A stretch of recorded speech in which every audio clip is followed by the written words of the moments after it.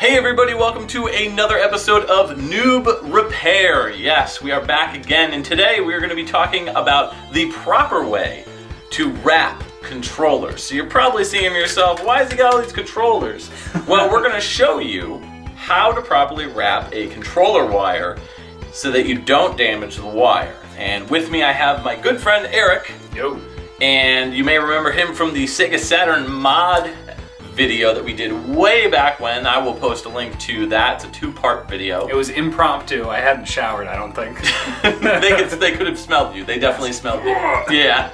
So I actually learned about the proper way to wrap controllers from Eric. Eric actually and I met at a game store that we used to work at. Yeah. Aw, the first time we met. So we met at a game store we were both working at, and our friendship kind of grew blossomed out of that. From blossomed there. Out of Smash Brothers, if I recall. Smash Brothers love, and so he's more of a Sega guy, I'm more of a Nintendo guy, but that's just how we were. We got to stick together at this point. Yeah, pretty much.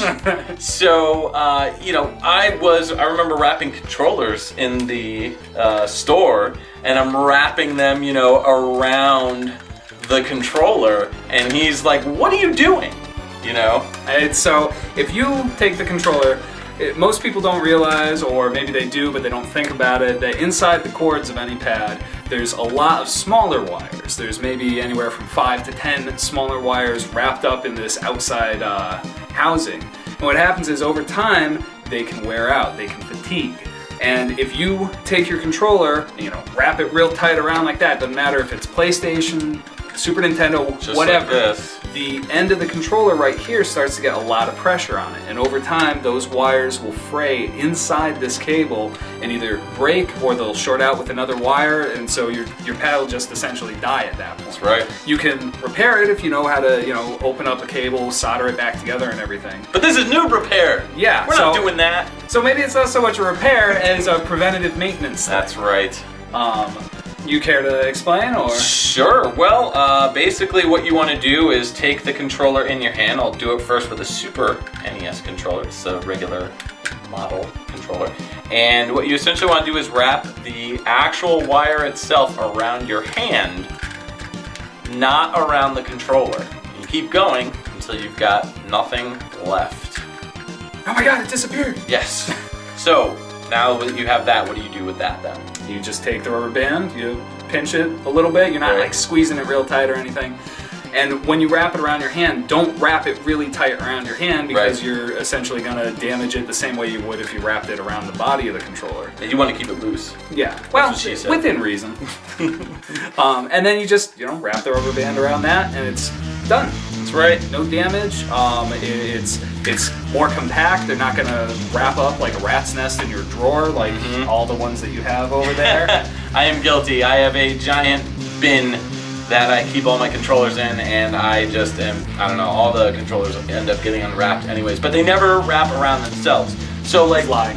I know, right? So, here we have a Master System controller, and it's pretty much the same thing. Any of these rectangular controllers, it's pretty much the same deal. You want to just wrap it gently around your hand, and then take a rubber band, and then just clamp it on there. Maybe do 2, so that way it's nice and tight on the rubber band, but not on the controller, and then you're done. But what about the N64 controllers? Well, that one's a little difficult. I can't speak for everybody out there, but I always took a little bit of pleasure in wrapping it across the front of it like an X. I don't know why. I thought it was kind of a cool idea. Yeah. I was, 14? Yeah, that's the way everybody did it back then. And it sort of keeps it tidy and well contained, and it holds it better because of the handles of the controller. It's not going to unravel like if you just went around it. Right. But it's still, again, putting a lot of stress right there on that part of the cable where it comes out of the pad. And also, it's a pain in the butt to unravel it now I'm finding. So how would you do that one? That one would be a little bit different. No, just the same way. Yep. And that's it. So it's a really simple, easy noob repair. It's more, as Eric said, preventative maintenance. It's to make it so that your controllers last as long as they possibly can. And we came across a lot of that stuff in the game store where people would bring in these controllers and they're just wrapped around. Half the cords could have been frayed, damaged. Yeah, it's the quickest way to damaging your controllers. So, and it's easier to keep them organized this way as well. True. Well, that's all we have for today, our episode of Noob Repair, episode 3, controller maintenance. Thanks so much for Eric for coming on the show, and I'm sure you'll be back at some point doing some sort of Noob Repair for us. Once the cold weather hits, I'll be doing more indoor stuff. That's right. All right, take care, guys.